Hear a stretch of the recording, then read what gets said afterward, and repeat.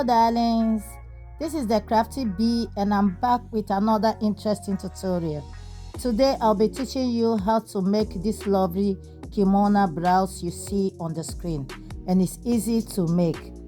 If you want to see more content like this, drop a comment and let me know. Like and subscribe is always much appreciated.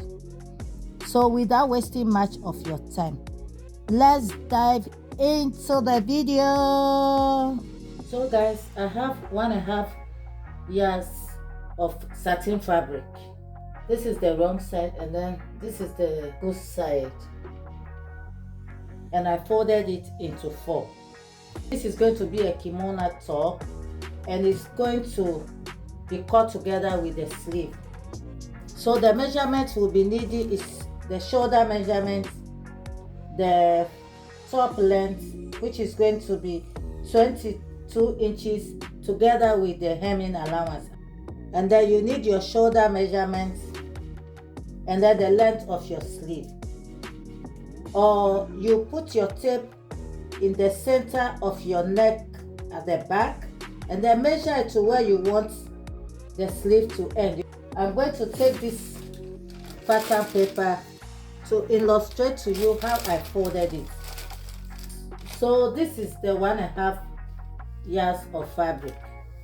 This is just an illustration how I folded it, and I folded it into 2 like this. So when folding it into 2, you take the length of your top, which I'm using 22 inches together with the hemming allowance. You fold it according to the length of your top, and then you fold it again like this. So this is the length of the top. This 2 folded parts is going to be your shoulder, and then this side is going to be the center front and the center back, and this is going to be the length, and this excess you will cut it out like this. So you cut your excess. This is what I did here. This is the folded part. This is going to be the shoulder part. This is going to be the shoulder part. I folded it this way so that you can see it well, because my camera cannot take all the table. So you see this shoulder part, this 1, 2 is on this side. This is the shoulder, and this is the center front and the center back, and this is the length that I took 22 inches together with the hemming allowance. So let's start with the measurement. So my shoulder is 16 inches divided by 2 is 8 inches. So I mark 8 inches here. That's half of my shoulder measurement.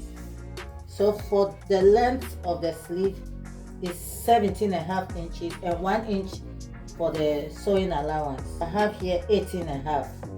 But if you measure from the center of your neck at your back to where your sleeve will end, let's say center of your back is here. So you measure like this from the center of your back to where you want the sleeve to be. So I got 26.5. So this is 26.5. So we start with the cutting. So I'm taking 3 inches for the neck width, and then the neck depth is going to be 1 inch. So I mark 3 inches for the neck width, and then the neck depth is going to be 1 inch, and it's going to have collar. So I connect the neckline. You can connect it with your curved ruler, but I'm using my hand. I'm cutting the neck out now.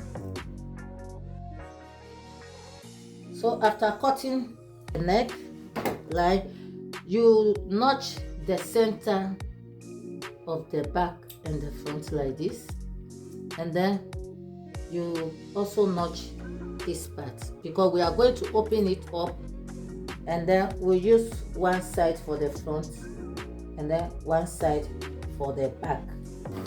So just look at what I'm doing. So guys, for you to understand it perfectly, I open it up. So this is the front and the back neckline. So I mark the shoulder, I divide the shoulder, this is the shoulder, for you both to understand it well. So this is the front. Use either this side or this side for the front. So you come here to the edge here, and then from the shoulder you mark it like a V-neck line to the down part.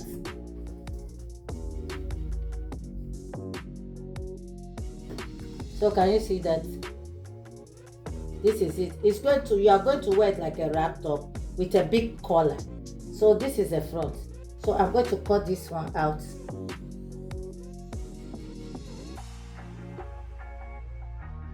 So what I'm going to do now is to measure all around the neckline to cut the collar. So this is it.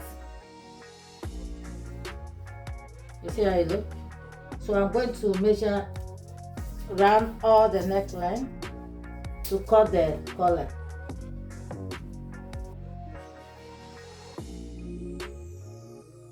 So I got 55.5. Let me put it 56. Cut out the collar. So let me measure what I have here. 63. So it's okay because we will be cutting it. It's good to be more. So what I'll do, I'll fold the collar into two like this. As you can see, the good side up and then the wrong side inside. And I'm going to fold half an inch inside on both sides. It's up to the end. Then I will use this to cut a tiny belt. You can see a tiny belt in the middle. So I'm going to use this for the belt. What I have here is 4 inches. I'm going to fold it into two like this to make the small belt in the middle. And I'll also finish with the collar. So now the collar is 7.5. I'm going to fold half inch on both sides. So it's going to be 7 because it's a broad collar, as you can see it on the screen. So I'll go and do that. Sew the belt in the middle. Then before attaching the collar, I'm going to hem all the edges, not where the collar will be fixed in the center front. I'm going to hem from the down parts all the edges. Then I'll come back and show you how I'm going to fix the collar. So after stitching the edges all around, this is how it looks. And I went ahead and ironed it neatly. You can see that. So this is it. This is how it looks. So the next thing to do is to fix the collar. This is the collar, as you can see. So this is how it looks. This is the collar. So the next thing to do is to fix the collar. So this is the center back of the neckline. This is the center back of the neckline where I notched. You can see that. So I'm also going to find the center of the collar. So this is the center of the collar. So I'm going to attach it to the top. This is how you are going to fix it. You are going to place the neckline inside the collar like this. The center back inside the collar. And I'm going to pin it down. I'm going to continue pinning it till I reach the end of the top. So after, I will show you how you are going to end it up at the bottom part. So let me pin it and show you. So guys, I'm done pinning the collar to the top. This is it. To get a neat finishing, I left half an inch at the bottom of the collar here. And what I'm going to do to both sides, I'm going to sew it over like this. See that? I'm going to sew the bottom with the 1/2 inch. That's to get a neat finishing at the bottom. After locking this edge, then I will place it inside again like so, and stitch it all around. And when I got to this part, I'm going to do the same thing here. I'm going to lock this down so that when you open it, you get a neat finishing. So I'm going to do that and come and show you how to shape it. So guys, I'm done sewing the collar to the neckline, and it's a wrap kimono top. So what I'm going to do now is to shape it in the good side. Now to do that, if I say I'll shape it on the front, maybe we'll get it wrong.